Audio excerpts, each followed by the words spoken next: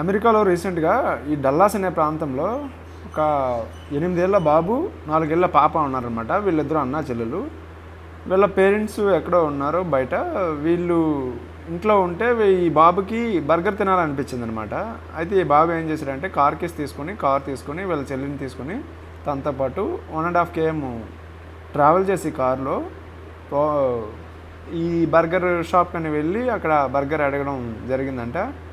అయితే అతను burger shop అతను వీళ్ళు పిల్లలిద్దరూ ఎలా వచ్చారు, వీళ్ళు మదర్ అండ్ ఫాదర్ వచ్చారా లేదని వాళ్ళని అడిగితే ఎవరు లేరంటే మేమే వచ్చాం, బర్గర్ తినాలనిపించింది మేము వచ్చామని అంటే వీళ్ళు పోలీసులకు ఇన్ఫర్మేషన్ ఇవ్వడం జరిగింది. పోలీసులకు ఇన్ఫర్మేషన్ ఇచ్చిన తర్వాత పోలీసులు వచ్చి వీళ్ళని అడగడం జరిగిందనమాట. వాళ్ళు ప్రాపర్ సీసీటీవీ కెమెరాలన్నీ చెక్ చేయడం జరిగింది. అక్కడ ఎక్కడికక్కడ సీసీటీవీలు ఉంటాయి కాబట్టి.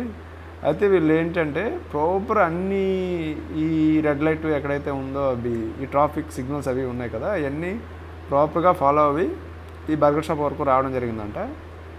అయితే వీళ్ళని అడిగారంట వాళ్ళు పోలీసులు, మీరేంటి ఎలా వచ్చారో అది అనేసి అంటే నీ కార్ నడపడం ఎలా వచ్చిందంటే, సార్ నేను యూట్యూబ్లో చూసి ఈ కార్ డ్రైవింగ్ అనేది నేర్చుకొని నేను ఇక్కడికి వచ్చాను ఆ బర్గర్ తినడం కోసం అనేసి అన్నారంట. అయితే వీళ్ళు తర్వాత వాళ్ళ పేరెంట్స్ని పిలిపించి మీరు కొంచెం కేర్ తీసుకోవాలి మీ పిల్లల మీద, అలా వదిలేస్తే ఇగో ఇలాంటి ప్రమాదాలు జరుగుతాయి.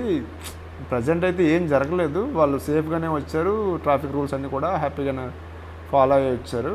లేదంటే వీళ్ళు ఏమాత్రం చిన్నది వెనక ముందు అయినా వీళ్ళకి ఇబ్బంది అయ్యే అవకాశం ఉంది కదా, కావున మీరు కొంచెం చెక్ చేయండి మీ పిల్లలు ఎక్కడ ఉన్నారు ఏం చేస్తున్నారు అనే విషయాన్ని, పిల్లలు ఎప్పుడు ఏం చేస్తున్నారో తెలియట్లేదు కదా అని వాళ్ళు హెచ్చరించడం జరిగింది వాళ్ళ పేరెంట్స్ని.